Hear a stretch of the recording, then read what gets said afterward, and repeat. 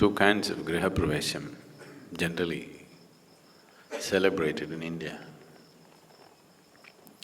When a woman gets married, she will do Grihapravesham, that is, she'll enter her husband's house, it's a big event.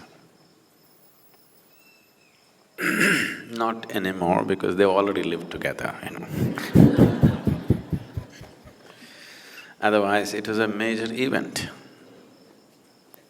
And they made this into a very sacred process because one thing is what kind of woman enters your house will determine the nature of your life and what kind of children you bear, your future, your progeny, how they live, everything is determined by what kind of woman enters. That's one thing. Another thing is how she enters also determines, whatever kind, how she enters is very important. So they wanted her to enter this house with utmost honor, with utmost auspiciousness, because it's very important that she enters this house with love. It's very important she enters this house wanting to give herself totally to whatever that is. If she enters with something else in her mind and in her heart, she can ruin that family in million different ways. She can bear the wrong kind of children. They're aware of all these things. That if she enters this house with a certain type of emotion, tomorrow when she conceives, she will draw the wrong kind of life and she will bear the wrong kind of children, which will make you suffer for the rest of your life. You know, if a child enters your house, he can freak the hell out of you, okay? No? You don't think so? So, how she enters is very important. So there's a whole lot of ritual around this, how she enters the house. This is one Grihapravesham, it's an old house, but she's entering. So a big ritual around this.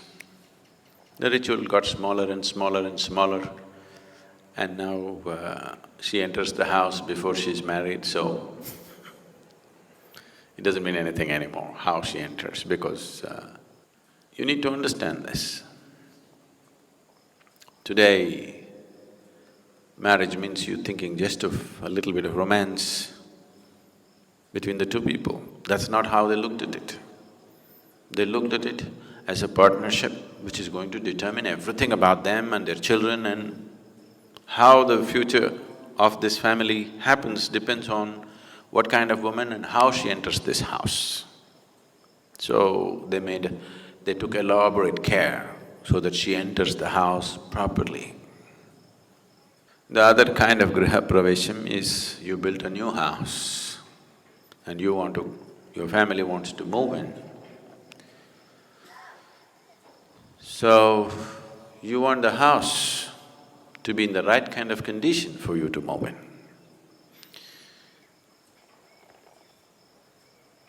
The design of the house, the aesthetics of the house, what kind of paint, what kind of this, all this is different. That is also important. But what kind of energy fills this space is very, very important.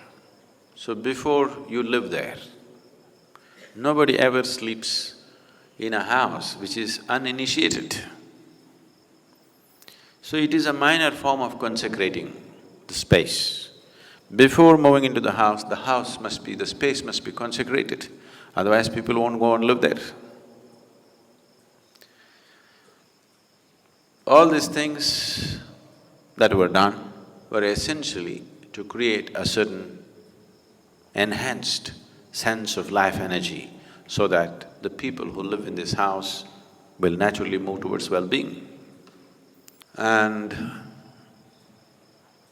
this sense of no human being should live in an unconsecrated space is something which is deep-rooted in this culture, because it is just like if you plant something into this earth, only if the roots are sticking into a rich earth will the flower and the fruit come out.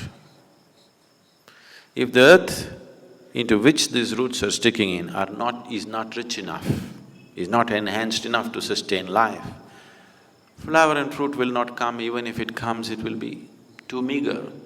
It will never be a full-blown flowering, it will never be a full-blown fruiting of the plant.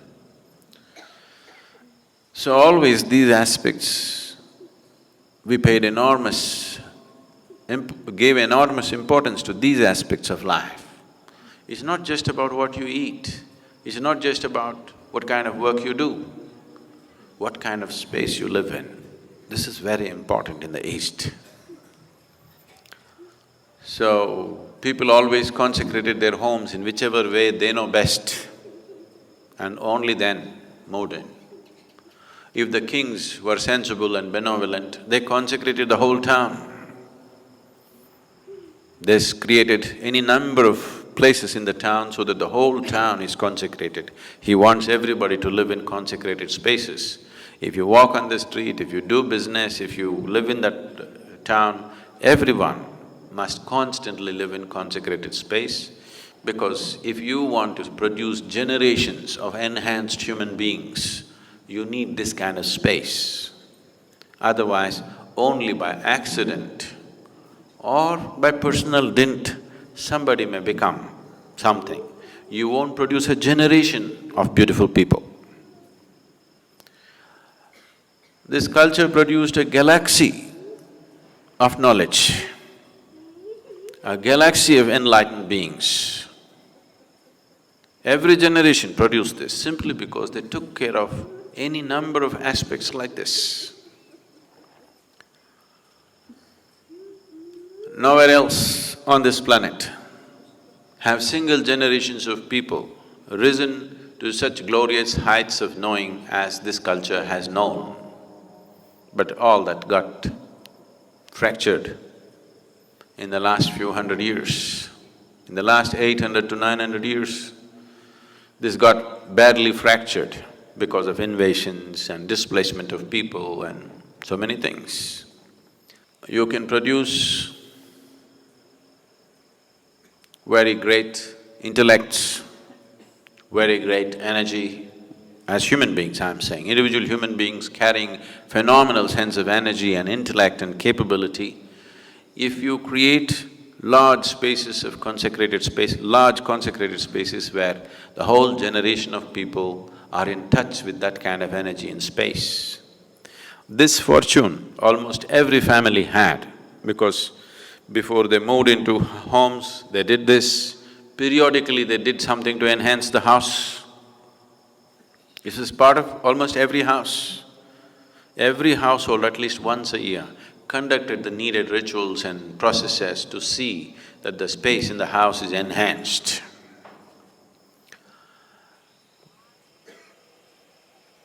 A basic understanding, or rather an essential understanding of how to generate a conducive atmosphere for a human being to grow to his full potential.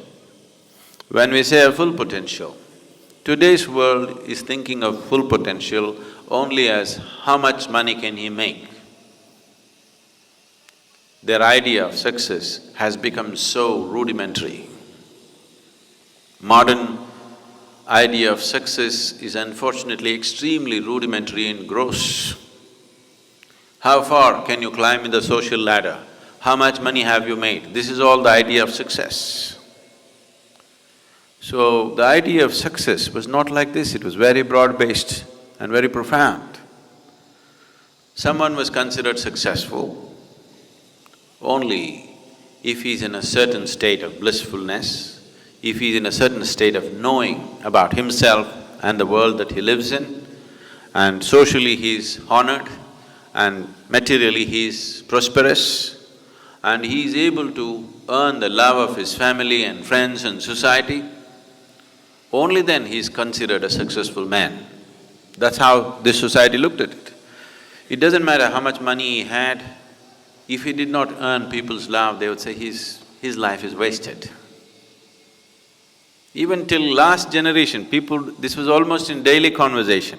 People would say, what does it matter how much money you have? Have you earned people's love? Does your family love you? Does people who live around you love you? Are you honored by other people's love or not? This is the most important thing. It is not like a philosophy, it was a common thing in the world, in the society, which in a matter of 30 to 40 years, we have managed to uproot it quite substantially, you know.